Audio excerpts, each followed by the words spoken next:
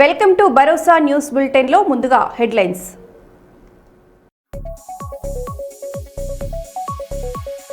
Urea కోసం BRS party నిరసన, CM దిష్టిబొబ్బ దహనం.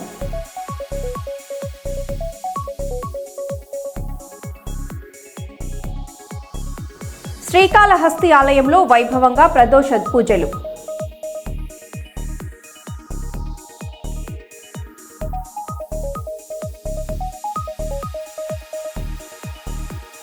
మత సామరస్యానికి నిలువెత్తు నిదర్శనం జనగామ ముస్లింల సేవా కార్యక్రమం.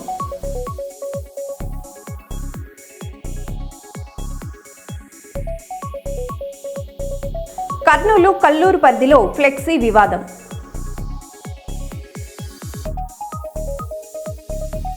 తాడిపత్రి విడిచి వెళ్లాలని మాజీ ఎమ్మెల్యే పెద్దారెడ్డికి పోలీసుల ఆదేశం.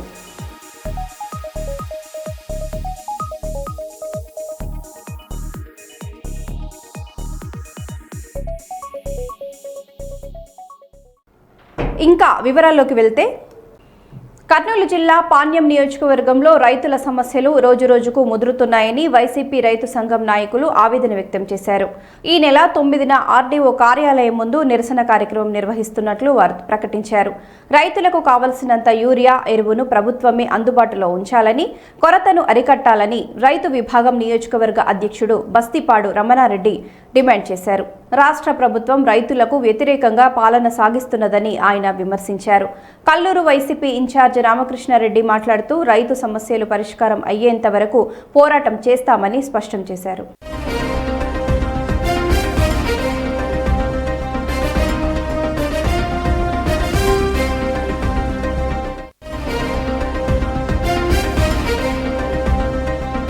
మా నాయకులు మాట్లాడినట్లే యూరియా అనేది పూర్తిగా షార్టేజ్ ఉంది. అంత షార్టేజ్ పెట్టుకొని కూడా చంద్రబాబు నాయుడు దాన్ని గమనించడంలా ఒక పేపర్లో నీకు ఉదాహరణ చూపిస్తా. ఇంత పెద్ద క్యూ ఉంది ఇక్కడ ఇది కృష్ణా జిల్లా ఘంటసాల మండలం లంకపల్లి ప్రాథమిక వ్యవసాయ క్షేత్రం దగ్గర ఇంత పెద్ద క్యూ పెట్టుకొని ఈ ఒక పేపర్లో ఇది వచ్చింది.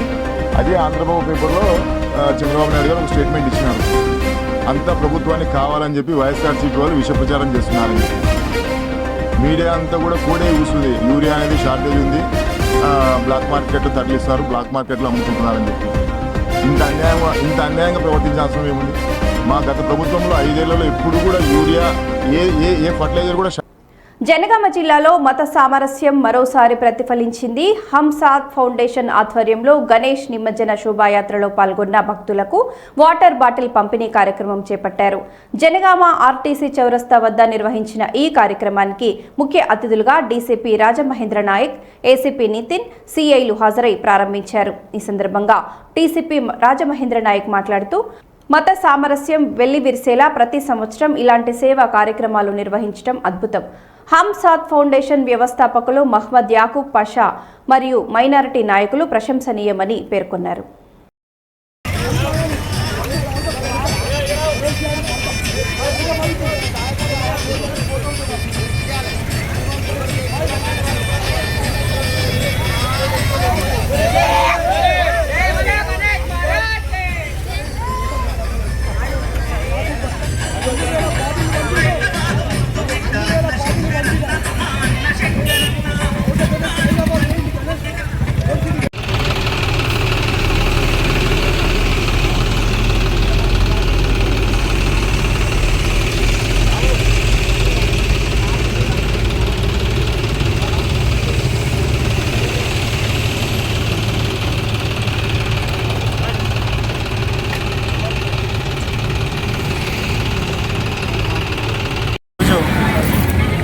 గణేష్ నిమజ్జనోత్సవం సందర్భంగా హంసాద్ ఫౌండేషన్ వ్యవస్థాపకులు శ్రీ యాకూబ్ పాషా గారు ఆధ్వర్యంలో ఏర్పాటు చేసినటువంటి మంచినీటి వాటర్ బాటిల్ యొక్క పంపిణీ కార్యక్రమాన్ని ఇచ్చేసి మేము పాల్గొన్నందుకు చాలా సంతోషాన్ని వ్యక్తపరుస్తున్నాం. ఎందుకంటే హిందువులు జరుపుకునేటువంటి ఒక మహోన్నతమైనటువంటి పండుగ గణేష్ ఉత్సవం. గణేష్ పండుగ నుంచి కూడా నవరాత్రులు వాళ్ళు ఎంతో భక్తి శ్రద్ధలతో పూజించి నిమజ్జన కార్యక్రమాన్ని ఎంతో భక్తితో పూర్తి చేసిన సందర్భంగా ఈరోజు ఎంతోమంది భక్తులకు వారు వస్తున్న సందర్భంగా వారి దాహాన్ని తీర్చడానికి మరి వారికి నీళ్ల బాటిల్స్ అందిస్తున్నటువంటి యాకూబ్ పాషా గారిని డీసీపీ గారు, ఏసీపీ గారు, సిఐ గారు అభినందించారు. ఈ కార్యక్రమంలో వాళ్ళు కూడా పాల్గొని వారికి మరి హిందూ ముస్లింలు అందరూ కూడా దేశభక్తిని కలిగి ఉండి అందరూ కూడా మత సామరస్యంతో కలిసిమెలిసి ఉండాలని ఆశిస్తూ ఇలాంటి కార్యక్రమాలు భవిష్యత్తులో కొనసాగాలని కోరుకుంటూ కర్నూలు జిల్లా కల్లూరు మండలం పర్ల గ్రామంలో జరుగుతున్న పల్లెకు పోదాం కార్యక్రమంలో భాగంగా జిల్లా కలెక్టర్ పి రంజిత్ బాషా పర్యటించారు. ఈ సందర్భంగా ఆయన గ్రామ సచివాలయాన్ని తనిఖీ చేసి సిబ్బంది హాజరు, ప్రజలకు అందిస్తున్న సేవలు, రికార్డుల నిర్వహణ, సమస్యల పరిష్కారంపై వివరాలు సేకరించారు. గ్రామ ప్రజలతో మాట్లాడుతూ వారి అవసరాలు, సమస్యలపై స్పందించి తగిన చర్యలు తీసుకుంటామని కలెక్టర్ హామీ ఇచ్చారు.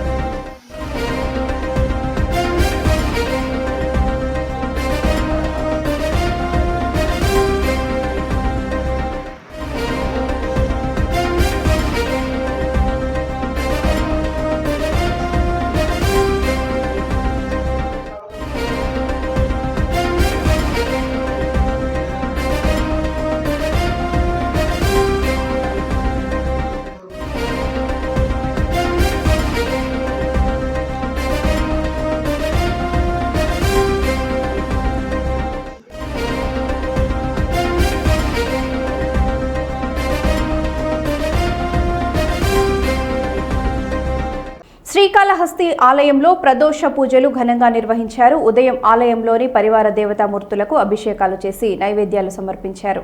సాయంత్రం ఆలయ ప్రదోష మండపంలోని నందీశ్వరుడికి పాలు, పెరుగు, తేనె, చందనం, పన్నీర్లతో విశేష అభిషేకాలు జరిపి ధూప, దీప నైవేద్యాలు సమర్పించారు. అనంతరం నందీశ్వరుడికి దివ్య సుందరంగా అలంకరించి కుంభ, నక్షత్ర, మహాహారతులు సమర్పించారు. తర్వాత స్వామి ఉత్సవమూర్తిని ప్రాకారోత్సవంలో ఊరేగించారు. ఈ పూజా కార్యక్రమాలను ఆలయ అధికారులు ఆధ్వర్యంలో సిబ్బంది పర్యవేక్షించారు.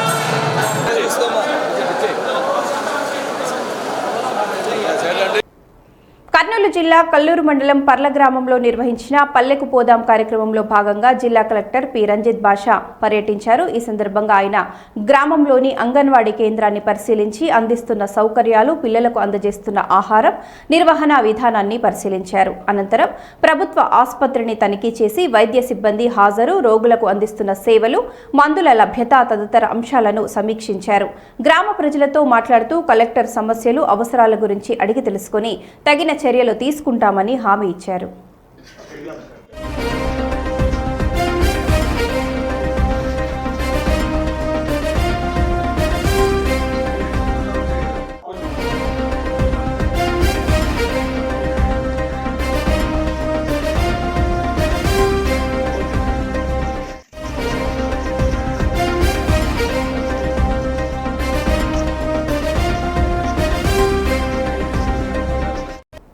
సుల్తానాబాద్ పట్టణంలోని అంబేద్కర్ చౌరస్తా వద్ద బీఆర్ఎస్ పార్టీ ఆధ్వర్యంలో రైతులకు యూరియా అందుబాటులో ఉంచాలని డిమాండ్ చేస్తూ నిరసన కార్యక్రమం నిర్వహించారు.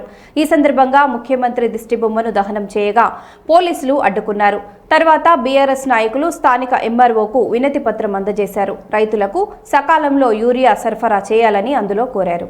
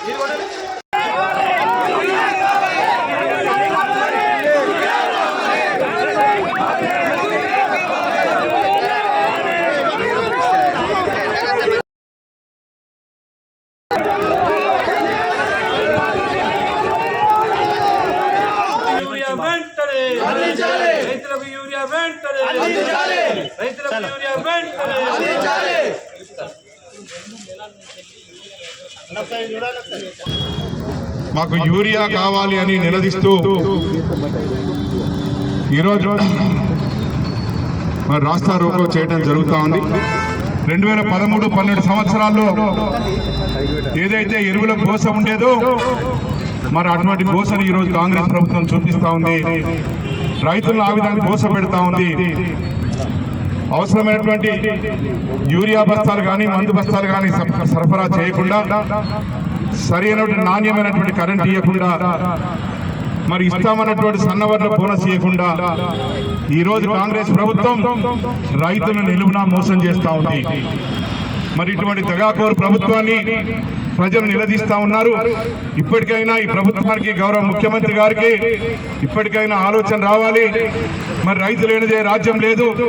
రైతు పంట పండిస్తేనే ప్రజలు బతికేది. మరి రైతు ఆరుగాలం కష్టపడి పంటలు పండిస్తేనే మరి అందరు భోజనం తినేది. మరి అటువంటి కనీసమైన ఇంగితమైన జ్ఞానం లేకుండా ఇలా రైతును బోసపుచ్చుకునే ప్రయత్నం చేస్తూ ఉంది కాంగ్రెస్ ప్రభుత్వం. మరి ఇప్పటికే ఎప్పుడో మరి అవసరమైనటువంటి యూరియా కావచ్చు, ఇతర ఎరువుల బస్తాలు కావచ్చు, అట్లాగే కరెంట్ కానీ, ఇవన్నీ కూడా ప్రతి సంవత్సరానికి ఎంత అవసరమో మరి దానికి లెక్కలు ఉన్నాయి, ఆ స్టాటిస్టిక్స్ ఉన్నాయి. మరి దాన్ని అనుసరించి ముందే దాన్ని సరఫరా చేసుకొని గోదాములో నిలవబెట్టుకున్నట్టయితే ఈ పరిస్థితి ఉండేది కాదు. ఇది చాలా దారుణమైన విషయం. ఇది ఇప్పటికైనా ఈ ప్రభుత్వం మేలుకోవాలి. మరి రైతు లేనిదే రాజ్యం లేదని చెప్తా ఉంటారు. మరి ఇప్పటికైనా మా బీఆర్ఎస్ పార్టీ పక్షాన ఈ రైతులందరూ కూడా నిర్ణయిస్తా ఉన్నారు, మాకు యూరియా కావాలి. ఈ పంటలు యూరియా లేక ఎర్రబారిపోయినటువంటి పంటలు ఏ విధమైన పంట పండుతుందని చెప్పి ఇవాళ రైతులు నిలదీస్తా ఉంటే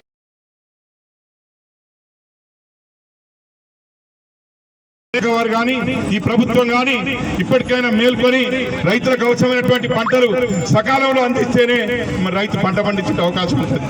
మరి ఇవన్నీ తెలిసినప్పటికీ కూడా చేతులు ఎత్తేసే ప్రభుత్వం మరి ఇప్పటికైనా రైతులకు క్షమాపణ చెప్పి రైతుకు అవసరమైనటువంటి యూరియా కానీ ఇది చేస్తాం అది చేస్తామని చెప్పి సన్నవడ్ల బోనస్ అన్నారు, అట్లాగే మరి రైతు రుణమాఫీ అన్నారు, అది పూర్తి చేయలేదు.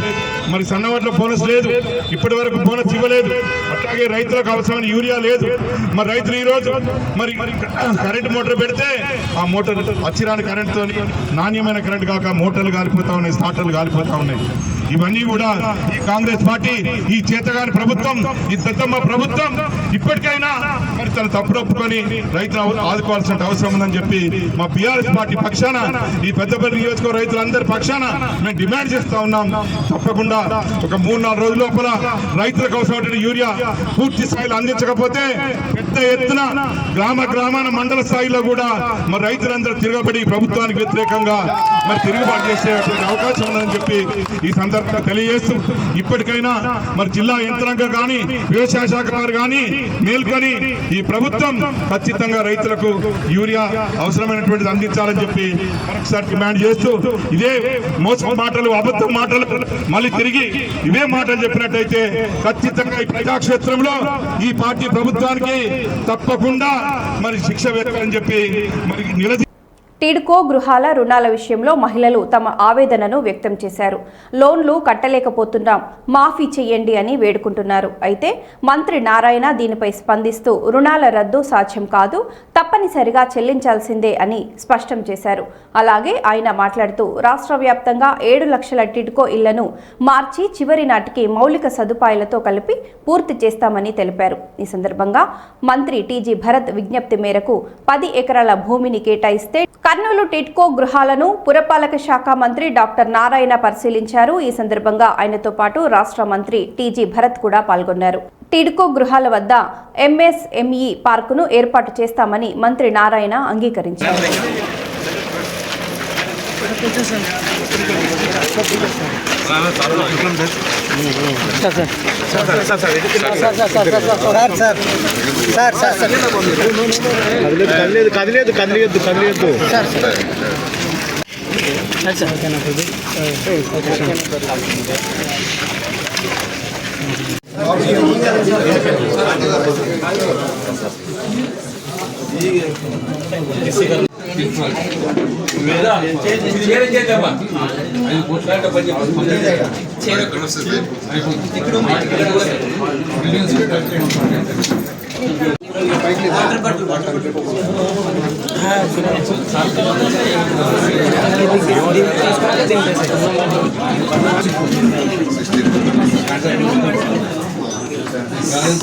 Structure complete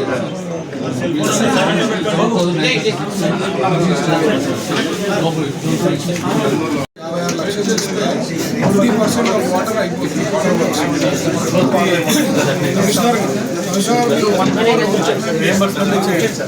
reasonable basis and betting first. Sir, ఇక్కడ సైలెన్స్ గా సో 900 హౌసెస్ మనము ఇమీడియట్ షిఫ్ట్ చేస్తాం. వాటర్ లేక కూడా రావట్లేదు. సో ఇప్పుడు ఆ వాటర్ వర్క్ అయిపోతే 900 రెడీగా వచ్చేస్తాయి. ఇది అయిన తర్వాత మిగతా బ్యాలెన్స్ వర్క్ అన్ని చేయడానికి ఒక 31 crores కావాలి. 30 crores అది చేస్తాను అదొకటి సార్ ఇమీడియట్ గా ఒకటే 5 crores టోటల్ అయిపోతుంది. 5+2 buildings so 5+2 pending payment sir building payments వేరే 5 కోట్ల సార్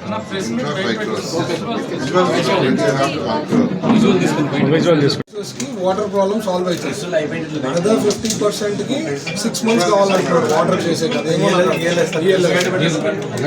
కంప్లీట్ దానికి వర్క్గా కవర్ చేస్తాం. డిస్ట్రిబ్యూషన్ నెట్వర్క్ అయిపోయింది. ఇంకో ఇల్లు అసలు కడితే ఫుల్ ఫ్లెడ్జ్డ్గా అన్ని అవసరం 10,000 వస్తే మనం కవర్ చేస్తాం. ఆ ఇల్లాస్ కట్టడానికి 21 minutes స్టేజ్ ఉంది సార్. అదంతా చేయడానికి టైం సబ్మిట్ చేస్తాం.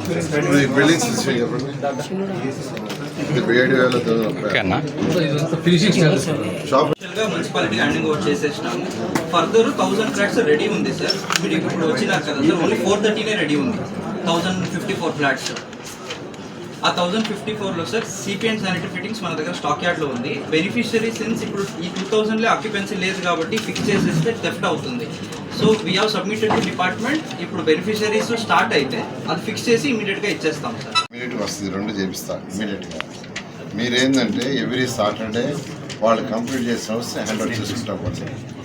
వాళ్ళు ఎందుకు ఇప్పుడు ఆల్రెడీ ఎన్ని 10,000 అన్ని ఇచ్చినాం సార్.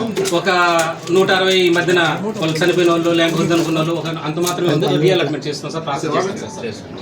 200 సార్.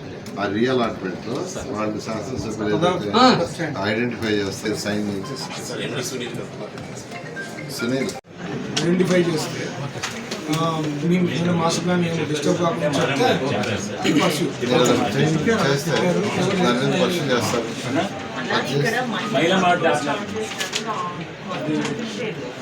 ఇప్పుడు ఆ ఇండ్లు ఇంకా కొంత ఈయన అన్నట్టుగా ఇన్ఫ్రాస్ట్రక్చర్ తక్కువ ఉంది. మీరు చెప్పినట్టుగా వాటికి ముందు చేస్తే ఎన్పిఏ అమౌంట్ సంవత్సరానికి సార్ మనం 11 కోట్లు కట్టినాం మన కర్నూలు వీళ్ళకి మాత్రమే. ఆ ఎన్పిఏ బాధ వడ్డీ కట్టే బాధ కొంచెం తగ్గుతుంది. ఫస్ట్ వాటి కూడా ప్రయారిటీ చేస్తాం. అదే ఫస్ట్ అడిగాను. సోషల్ శాంక్షన్ చేసిన స్కూల్ బిల్డింగ్స్ ఇవన్నీ మార్క్ చేసినాము. ఇది తర్వాత ఇది పార్క్, తర్వాత this entire area is open space. తర్వాత ఇక్కడ ప్రతి ఒక్క రోలో we have given open space for parking. Chennur పట్టణంలో బీఆర్ఎస్ పార్టీ ఆధ్వర్యంలో అప్పుడే మంచిగుండే తెలంగాణ మా గ్రామం నుంచే పోరాటం మొదలు కార్యక్రమం శనివారం నిర్వహించారు. పెద్దపల్లి మాజీ పార్లమెంట్ సభ్యులు, ప్రభుత్వ విప్, చెన్నూరు శాసనసభ్యులు, మంచిర్యాల జిల్లా బీఆర్ఎస్ పార్టీ అధ్యక్షులు గౌరవనీయులు డాక్టర్ బాల్క సుమన్ ఆదేశాల మేరకు 12, 13వ వార్డుల్లో ఈ కార్యక్రమం జరిగింది. పార్టీ నాయకులు ఇంటింటికి వెళ్లి ప్రజల సమస్యలను అడిగి తెలుసుకుని ఫిర్యాదులను లిఖితపూర్వకంగా నమోదు చేశారు. ప్రజల సమస్యలను పరిష్కరించేందుకు బీఆర్ఎస్ పార్టీ ఎల్లప్పుడూ కట్టుబడి ఉంటుందని నాయకులు తెలిపారు. ఈ కార్యక్రమంలో బీఆర్ఎస్ పార్టీ మాజీ ప్రజా ప్రతినిధులు, సీనియర్ నాయకులు, సోషల్ మీడియా వారియర్స్, కార్యకర్తలు, స్థానిక ప్రజలు పాల్గొన్నారు. మరి బీఆర్ఎస్ కేసీఆర్ గారి పిలుపు మేరకు ఏదైతే పైలట్ ప్రాజెక్ట్ కింద మరి చెన్నూరు నియోజకవర్గానికి ఎంచుకున్నారో, ఈ యొక్క చెన్నూరు నియోజకవర్గంలో ప్రతి 12వ వార్డు, 13వ వార్డులో మరి ఇంటింటికి వెళ్ళి కేసీఆర్ గారి ప్రభుత్వం బాగుండేనా, మరి రేవంత్ రెడ్డి గారి ప్రభుత్వం బాగుండే అనే నినాదం మీద మేము ప్రజల దగ్గరికి వెళ్తూ ఉంటే, ప్రజలకు ఇచ్చిన 420 హామీలు, 6 గ్యారంటీ స్కీమ్స్ కింద మరి ఒక్కటంటే ఒకటి మాకు అమలు కాలేదని అనడం, మరి పూర్తిగా ఏదైతే నిరుపేదలకు ఇల్లు రాకుండా కాంగ్రెస్ పార్టీ కార్యకర్తలకు ఇల్లు రావడం, మరి అదేవిధంగా ఇక్కడ తులం బంగారం ఇస్తా అని ఇవ్వకపోవడం, ఇతరత్ర ఒక ఫ్రీ బస్సు తప్పితే ఫ్రీ బస్సులో కూడా అనేక గొడవలు, అనేక జుట్టు పట్టుకొని మహిళలు కొట్లాడుకోవడం తప్పితే ఈ యొక్క ప్రభుత్వం ఫెయిల్ సందర్భంగా నేను తెలియజేస్తా ఉన్నాం. మరి ప్రజల నుంచి కూడా తీవ్రమైన వ్యతిరేక భావాలు మరి వెల్లువెత్తుతున్నాయి. కనుక ఏదైతే బాల్క సుమన్ గారి పిలుపు మేరకు ఈరోజు 12, 13వ వార్డులో మరి ఇంటింటికి తిరిగి సర్వే చేయడం జరిగినది. ఈ యొక్క కార్యక్రమానికి విచ్చేసిన బీఆర్ఎస్ సీనియర్ నాయకులకు, సోషల్ మీడియా వారియర్స్కు, మరి అదే యూత్ నాయకులకు అందరికీ పేరు పేరున ధన్యవాదాలు తెలియజేసుకుంటూ, మరి అదేవిధంగా మహిళా నాయకులకు పేరు పేరున ధన్యవాదాలు తెలియజేసుకుంటూ ముగిస్తాం. మరో బులెటిన్లో మళ్ళీ కలుద్దాం. Stay tune.